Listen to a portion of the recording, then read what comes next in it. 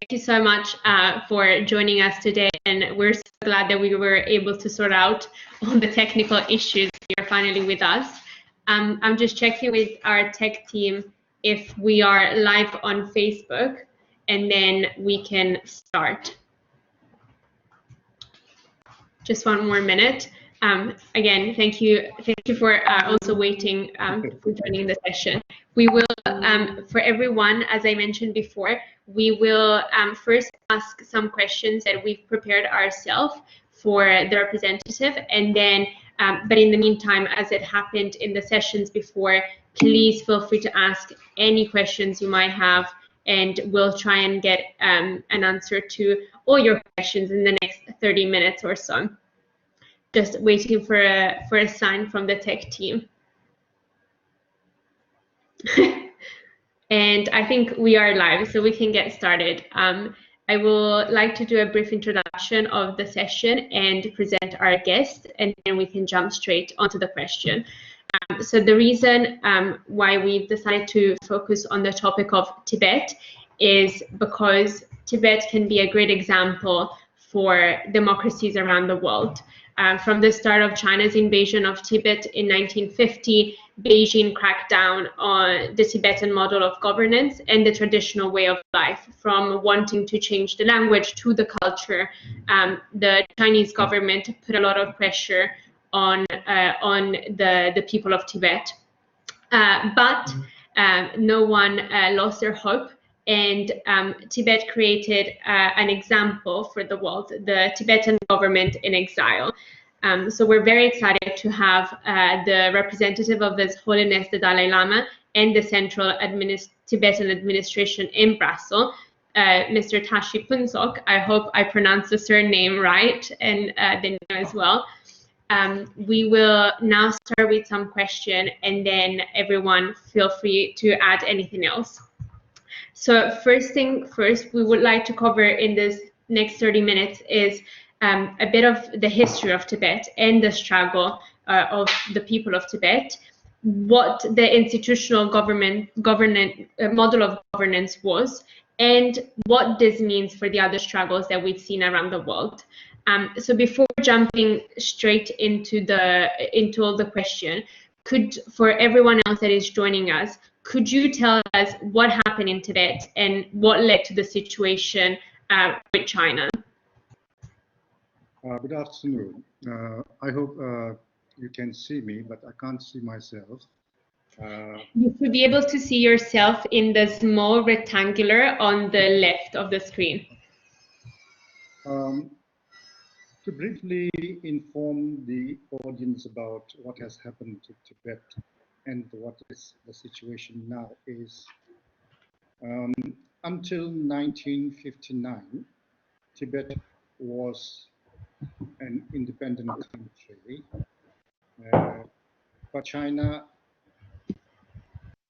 through its own interpretation, said that Tibet was part of China. Anyway, till 1959, His Holiness the 14th Dalai Lama was the head of Tibet, both spiritually and temporarily. But in 1959, Chinese army then attacked Tibetans on 10 March, and therefore His Holiness the Dalai Lama and Tibetans had to leave Tibet and seek asylum in India, where over 85,000 Tibetans crossed over the Himalayas. After crossing over to the Himalayas, we re-established ourselves in India, where His Holiness the Dalai Lama, with his cabinet, proclaimed that Tibetan government was functioning, where he and his cabinet members were. Since 1959, His Holiness the Dalai Lama and majority of Tibetans have been living in India. And as soon as we reached India, His Holiness the Dalai Lama started, as you introduced, the Central Tibetan Administration, and in that he organized the Exile community, where his cornerstone contribution was in the democratization of Tibetan community. Today, this September, we observed our 60th anniversary of Tibetan Democracy Day. It's amazing. So kind of like today, the International Day of Democracy. And you touch upon exactly this model of governments of Tibet in exile. How does this still work now? What is its purpose? We've read while doing our research that the point of the government is to exist until Tibet's freedoms are restored. So what comes after it? Now, the establishment of Tibetan administration in exile, called Central Tibetan Administration, is based on democratic ideals. And that is important because Tibet before 1959 was not a democratic country. It was a country which was stepping away from past traditional governments. And His Holiness the Dalai Lama, as soon as he assumed his power, he initiated democratic steps. And throughout these 60 years, he has been able to inculcate a democratic sense of government to the people and to the administration.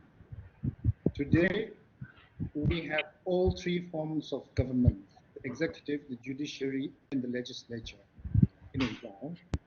And we also have the autonomous and independent bodies like the Supreme Justice Commission, the Auditor General, the Public Service Commission, the Election Commission, which are independent of the executive and the executive and the legislature, which encompasses the full ingredients of a functioning and active democracy. And very soon, in fact, right now we are in the process of electing our 17th Parliament and 16th Chief Executive, which we call as President of Central Tibetan Administration. That's very interesting, and as you said, it's a model that it is working. You've built such a strong and stable democracy. Given your role as well as the representative of His Holiness, we would wanted to ask also, because of such a special character that he represents, what has his role been in protecting democracy, and how has his role changed, if at all, in this exile period? Your question is very relevant and very important, because we say that we have experimented with democracy for the last 60 years. As I said before, Tibetans from 1959, coming from past traditional society, and having to experiment in modern democracy was a great leap, to the extent that it was impossible for traditional people to understand democracy and its implications, and then departure from traditional government. For example, traditionally, His Holiness the Dalai Lama was both the temporal and spiritual leader. In his attempt to democratize the Tibetan community, he brought forward a very, very important suggestion in 1960, just a year after we came into exile, where he introduced a draft constitution for Tibet, future Tibet, where he, among others, he said that the Dalai Lama could be impeached. Now, this, of course, is in tune with modern democratic system, where you could impeach your leadership on several or many issues which is prescribed in the constitution. But for Tibetans, stepping from a traditional community in 1959, jumping into 1960 into this modern concept of impeaching your spiritual and political leader was unacceptable, because they were not ready to understand the whole concept of this drastic suggestion. Therefore, in a way, the Tibetan people threw back the book on His Holiness the Dalai Lama and said, this is nothing doing, because they were unable to understand this concept of accountability of the leadership to the people. However, having learned his lesson, His Holiness the Dalai Lama then took upon himself to gradually educate Tibetan community into democratic systems, democratic practices, and devolution of power gradually. So, as your question was, what is his current position? It took a long time for Tibetan people to be prepared to accept a situation where Dalai Lama would not have political rule.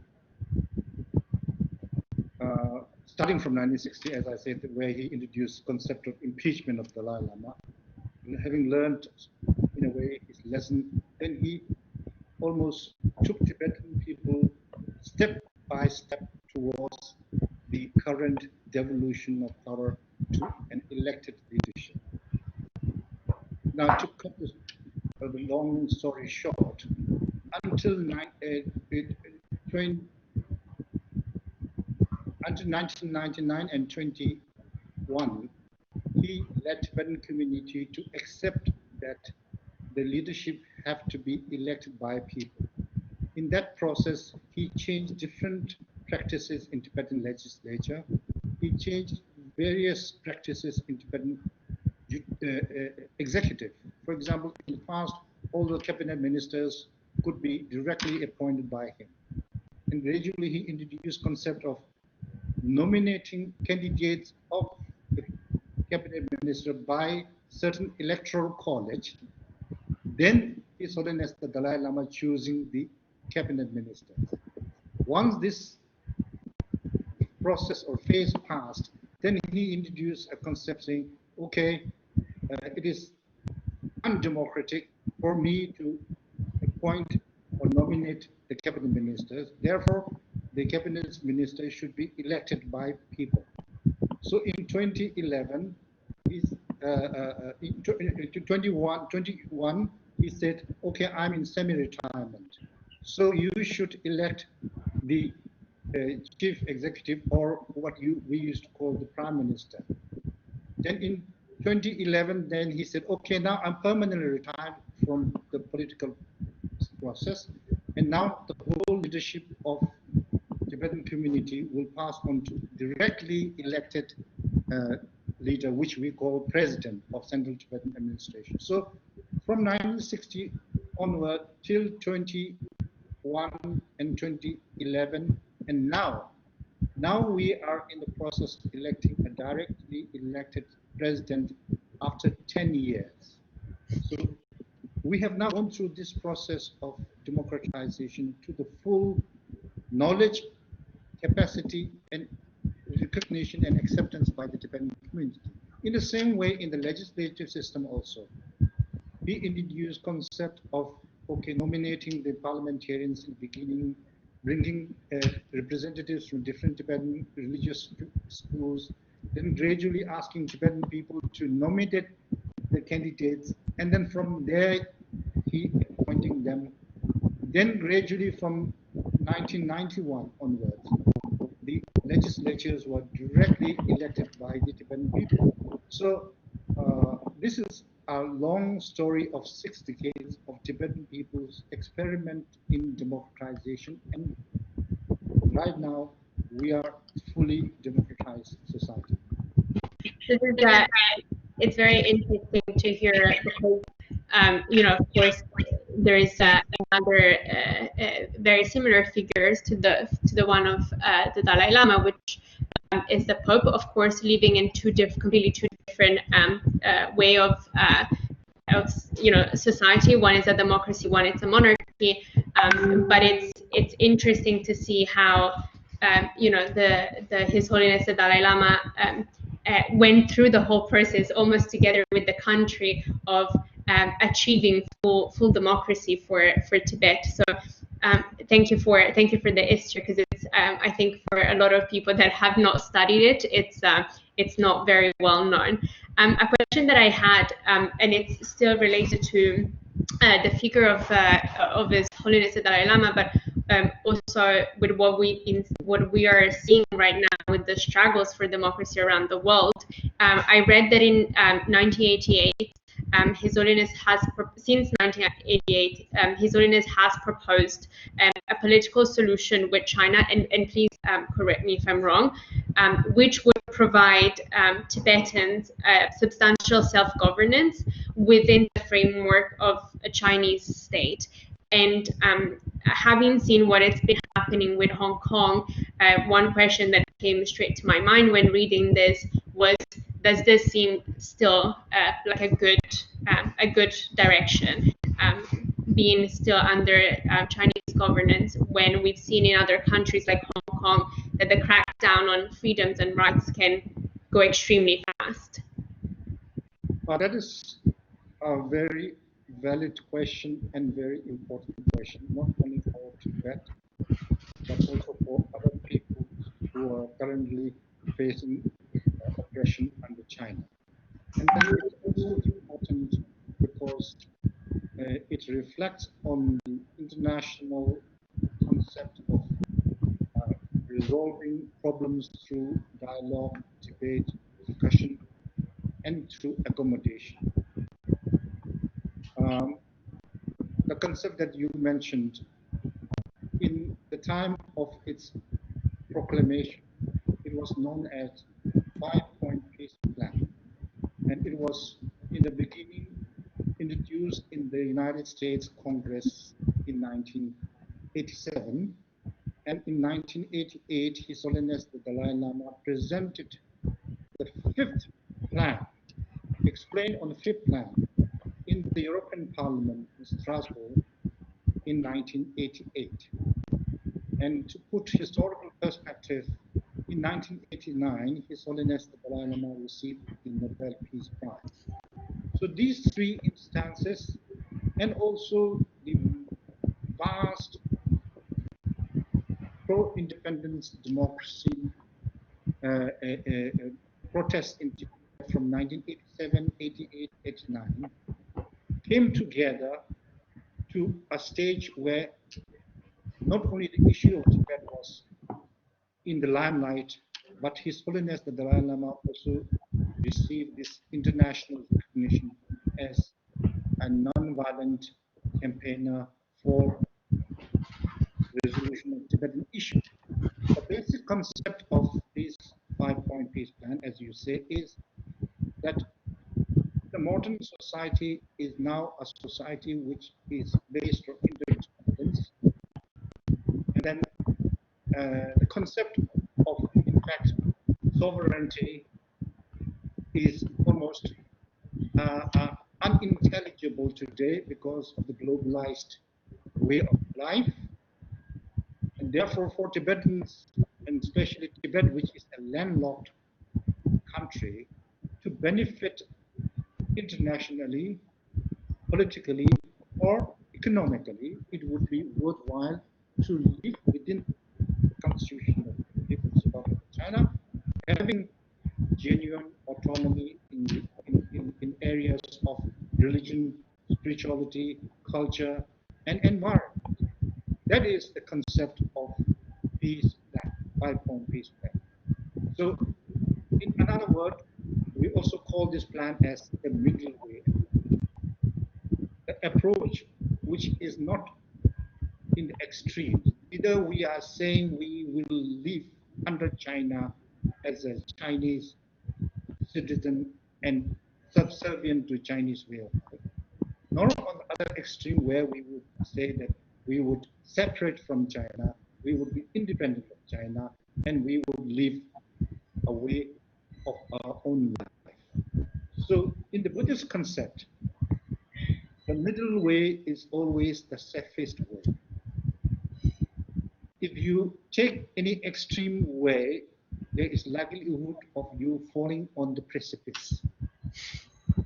So to be safe and secure, the middle path, middle way is the safest And it also takes into account the modern concept of living in harmony, living interdependently, living in a globalized system where we are not an island in our own self, where the welfare of Tibet is also dependent on the welfare of China, where the welfare of China is also dependent on Tibet. So to bring together the betterment of both the communities, it is better to live in harmony under a genuine autonomy system where things could be debated, discussed, and under dialogue we could reach a decision.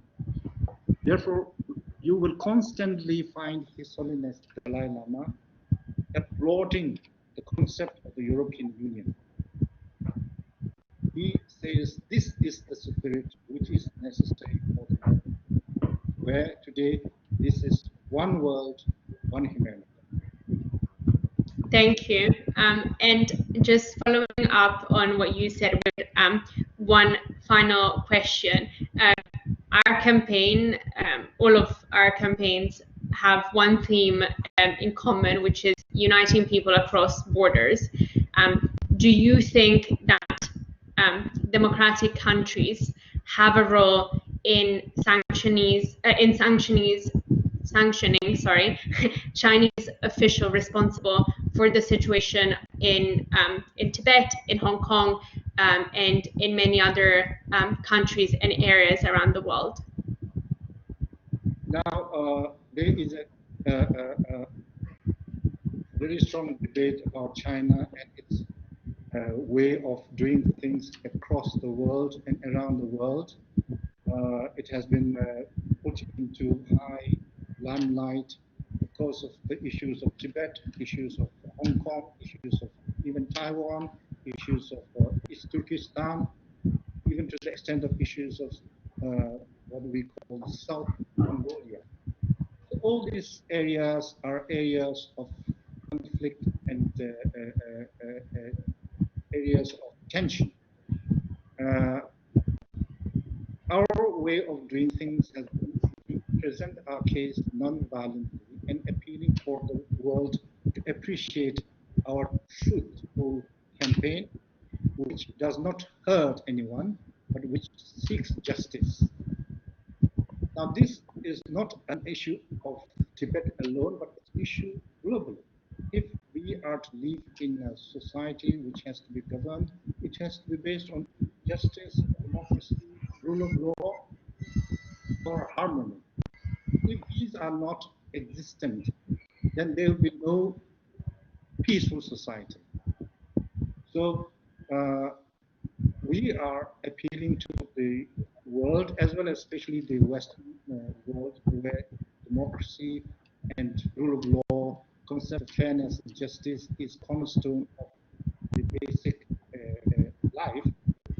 We are appealing to them and say that as we are appealing this on the grounds of what you hold precious and fundamental, we would therefore request your good offices to help alleviate the issue of Tibet. It is not an issue of Tibet alone. If this justice, fairness, harmony, and peaceful way does not succeed, the other extreme is violence, lack of democracy, authoritarianism, and all other powers and evils that come with one-man rule. So if the issue of Tibet succeeds, it indirectly also succeeds in the Western way of resolving issues, as you may call resolving conflict through dialogue, discussion, debate, and coming to a mutually acceptable, mutually beneficial result.